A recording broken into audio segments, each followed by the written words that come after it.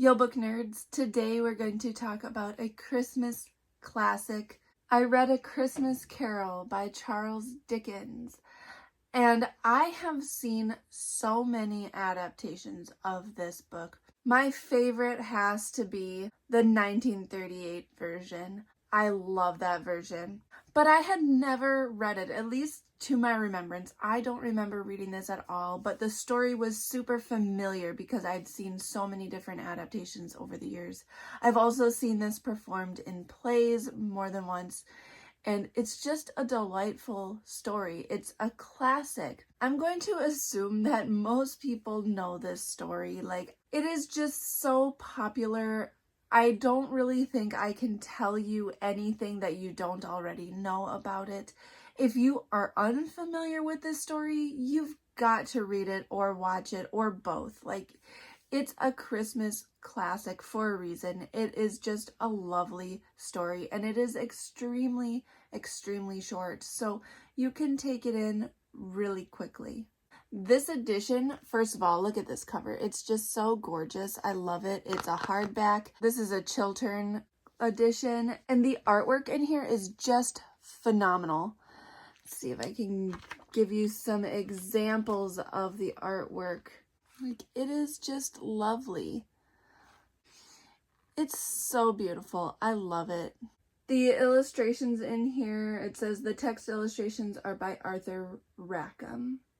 Hopefully I'm saying the name correctly, but beautiful. I decided to pick this up because I needed a palette cleanser. I had just finished reading A Clockwork Orange, and my brain was overwhelmed by that book. If you haven't checked out my review for that, go check it out. But my brain was overwhelmed, and I knew whatever I read after that was not going to compare. So I decided to pick up a story that I know that I love because I'm already familiar with it. So I knew I wouldn't have to compare it with A Clockwork Orange. Like, I knew that the reputation would stand up since I was kind of suffering from a book hangover. I knew I was going to enjoy this story. It's a classic. It was easy. Like, it was just what I needed right now. And I finished this a while ago already now, before this review has come out, because obviously it's really short. Like, I picked it up shortly after Halloween, and it did not take me long to finish it. And I think it was kind of the perfect time to read it. Yes, it wasn't quite Christmas time yet, but I was starting to feel the Christmas vibes.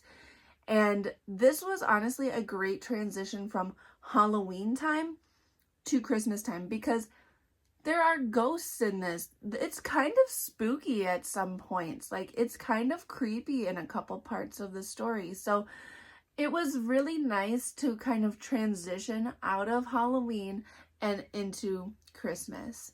So if you're unfamiliar with the story, which, again, you need to check out the story if you haven't, but quick overview, you have Scrooge, who is a mean old man. He is extremely cheap and stingy with his money. He's rich, but he's not charitable at all. He doesn't pay his employee well. He is just mean and bitter and doesn't like Christmas and doesn't like people. And basically this story is about his reckoning. So he is visited by three spirits: the ghost of Christmas past, the ghost of Christmas present, and the ghost of Christmas yet to come.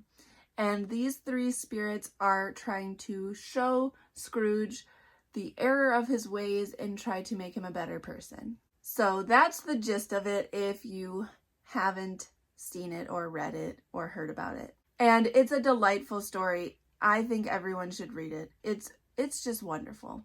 But I want to talk about each of the ghosts now. So spoiler alert, in case you're sensitive to these kinds of things.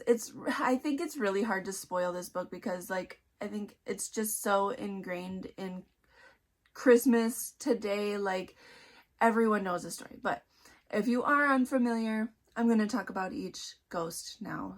So there might be some spoilers if you're unfamiliar.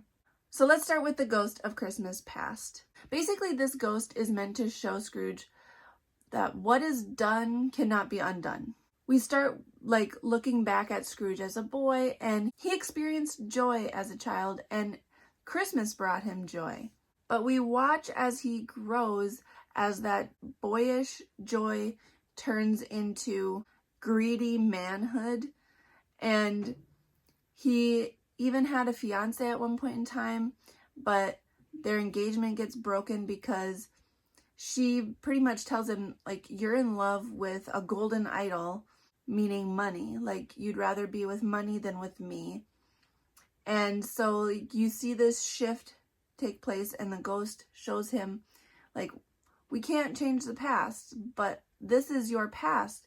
And then we see his greedy manhood turn into his solitary elderly life. But basically this ghost shows him that kindness used to have value with him, and now it doesn't.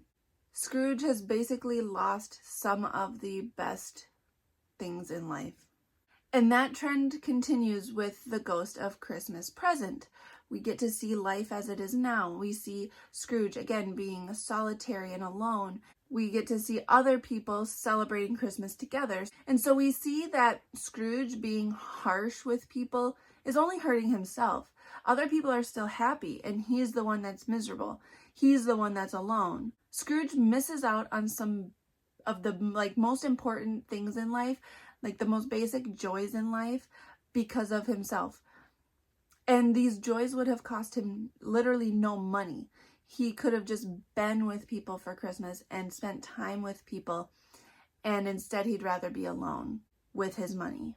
And his nephew even says at one point that Scrooge doesn't spend his money, so what good does it even do him to have all this money? Like, he doesn't even use it. So he's literally trading happiness, friendship, family for money and not spending the money. So he's literally trading all this for nothing. He's gaining nothing. He has thrown his life away for nothing. And then we get the Ghost of Christmas Yet to Come, and we get to look into the future. And this ghost kind of solidifies the theme of what you sow in life, you will reap in death. It's kind of a biblical message here. But Scrooge was mean to people in life, and when he dies, people don't mourn him. They don't care about him. He didn't care about people in life, so people don't care about him in death. We see Scrooge die, and people rob him. They don't care about him. Nobody wants to go to his funeral. He's all alone.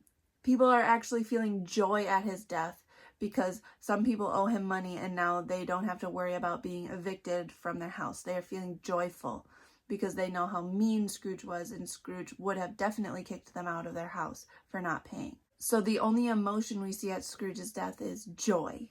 And like I said, he gets robbed by people when he dies. And it just goes to show, like, you can't take your money with you when you die. And so he didn't spend it or do anything with it, and then other people take his things and take his money, and it was just a waste, a complete waste. People say that death is the great equalizer, which it is. Everyone dies, and no one can take anything with them when they go. But at the same time, is death the great equalizer? Because in this story, we see Scrooge die, and nobody cares about him. And we also see Tiny Tim die, and people are sad and miss him and love him and are mourning him. And so we see that their deaths are not equal, because Tiny Tim was a joy in his short life. Like, he was a joyful person. He made people happy. People cared about him. He cared about others. And so his death is a terrible loss, whereas Scrooge, his death is a gain.